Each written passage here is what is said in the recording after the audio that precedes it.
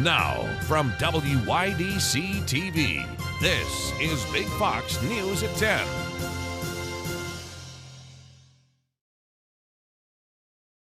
Good evening, I'm Anna Manuel. We've heard of Black Friday deals, Christmas deals, but how about President's Day sales? Our Sonia Ellison went around the Twin Tiers looking for the best deals. As the three-day holiday weekend begins to observe President's Day, people have shopping and the day off on their mind. Enjoy the day off. If you'll be home in the Corning area for the holiday, Coons Sit and Sleep Shop in East Corning has a President's Day sale.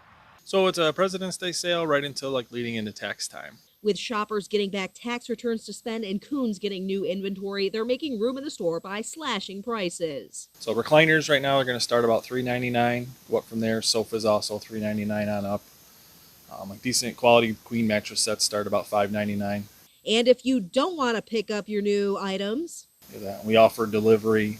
We deliver out to anywhere from about an hour and a half radius. And a tip if you're ready for new furniture. Biggest thing we always joke about is measuring your doorway before you come in. A lot of people order furniture, get it home, and can't get it in the door. If you want to shop from home, Amazon says they've got a sale on housewares and more. They've also got deals on Apple products. Darren is in Corning this weekend from Fort Mill, South Carolina. Just here to hang out with our frat brothers. We have an annual Sweetheart Ball at the Corning Museum of Glass tomorrow night.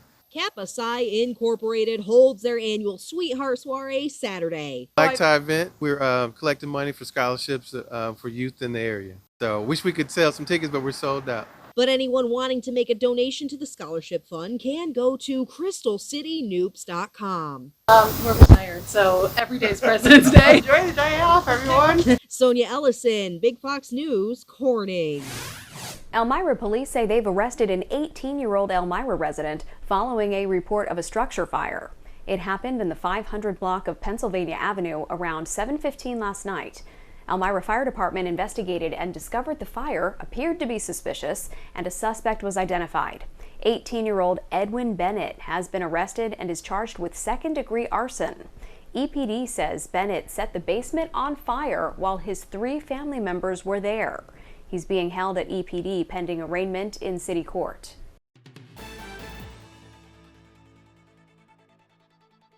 Good evening and happy Friday. We are back underneath some chances for some snow showers that will be around all weekend with some fast-moving systems. We'll have 2 systems, one to the south and one to the north as we roll through Sunday. The southerly system is impacting us overnight with those scattered snow showers, and then we'll note that we'll stay with some of those snow showers throughout our Saturday, and then we have a warm front that is going to be pushing through with the potential, though, of some blustery conditions. But I'll be timing this all out in that full forecast in a few minutes.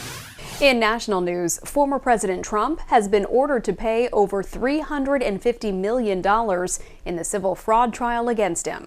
Caroline Shively has the latest.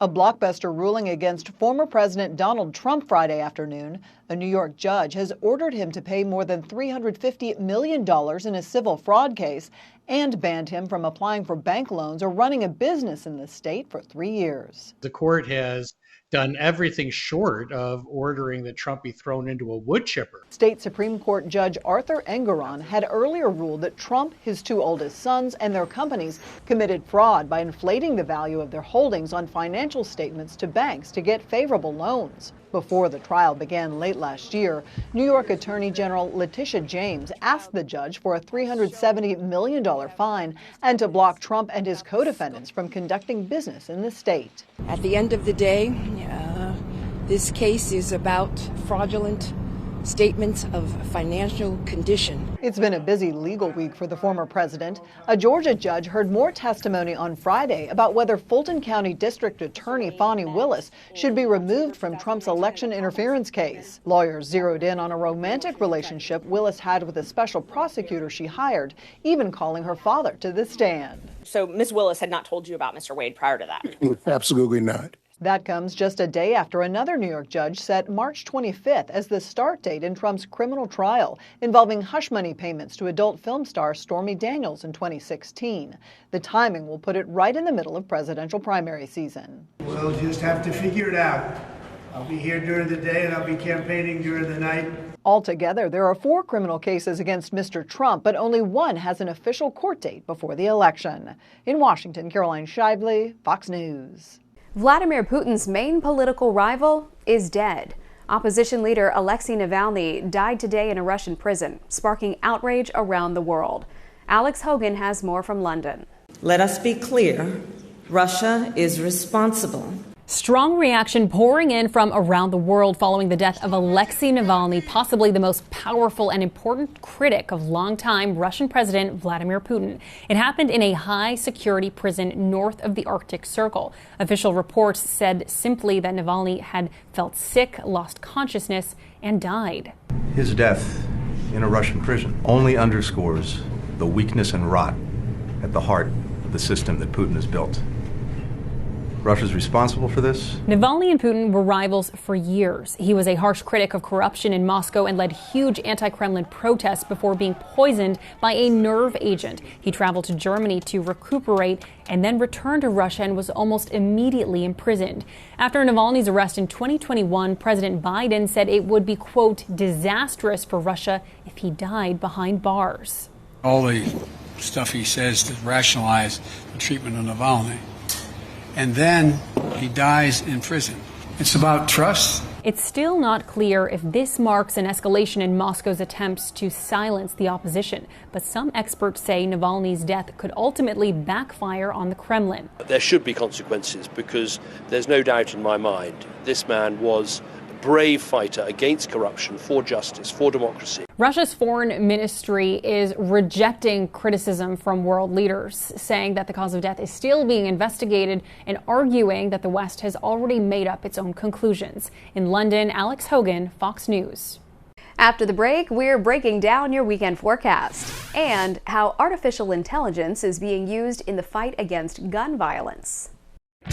Here's your local stock market update from Big Fox.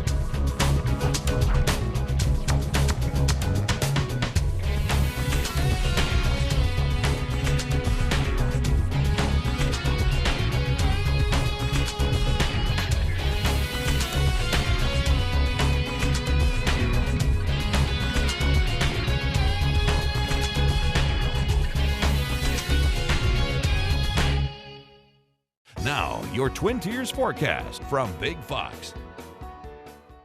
An active weekend forecast is setting up for our areas. We're going to have 2 different systems giving us some impacts that will last through at least about Monday. Now, tonight we are keeping an eye on a low pressure system that is south of us that has had a little bit more of a northerly track, giving us a better chance at some light snow showers. We see that the heavier emphasis is moving through central portions of Pennsylvania, but it's had a little bit more of a northerly track, expanding those snow showers across much of our area with at least about 1 inch to 2 inches of accumulation. As we head into the morning hours, that system pulls out, but then there's a troughing system that's going to trigger some stronger little bands and some spots of some quick bursts of some snow showers, and then even allow for a little bit of some lake effect as we head into our Saturday. And then by Sunday, a low pressure system is going to move north of us across the Great Lakes, lifting a warm front in, and then also bringing another cold front into our Monday forecast. So lots of variability here, but generally throughout the entire weekend, we're talking about 1 to 3 inches, localized 4 inches, where some of those isolated stronger bands that could bring us some bursts of some snow showers throughout our Saturday will set up. We're also going to see breezy conditions with these fast moving systems moving through. We're going to have some actively moving winds from northwesterly to southwesterly in place, but we will note that as we get into next week, we will work back to some sunshine as well as talk about some warming. So Saturday will stay underneath those scattered snow showers. Again, light here through the overnight with that southerly system becoming a bit more scattered throughout our daytime, but could include those bursts of some snow showers as we stay under our northwesterly flow with the troughing system passing on by, keeping temperatures within those 20s, flirting with those lower 30s, and we have that northwesterly flow bringing some gusts 20 to 25 miles per hour. So within some of those bursts of some snow showers, it can create some quickly reducing visibility. You may even hear the term a snow squall warning, as that is usually a very narrow band of some snowfall that quickly reduce visibility, especially with these wind gusts, and allow allows for accumulation to happen quickly. It does move on by, similar to what like a severe thunderstorm warning would be like, but in snow terms. So as mentioned, we keep that with that more wintry feel as temperatures stay steady into those 20s to low 30s through our Saturday under that northwesterly flow. Into our Sunday, we do watch a low pressure system to our north. That's going to allow for a warm front to lift into our Sunday morning. We see that with a snowpack in place, we'll still have some chilly temperatures, but we will be back to more normal highs, maybe some peaks of sunshine on Sunday with highs ranging anywhere from those lower 30s there to even nearly 40 degrees into Corning, as we do get a push of that southwesterly wind up to 30 miles per hour with that warm front lift. But when a warm front comes, typically a cold front pushes in, and that's going to be Monday. Some northwesterly winds back in place with some gusts up to 20 to 30 miles per hour, keeping us within those 30s. But then as conditions become quieter, we will see some warming before our next system arrives by the end of the work week.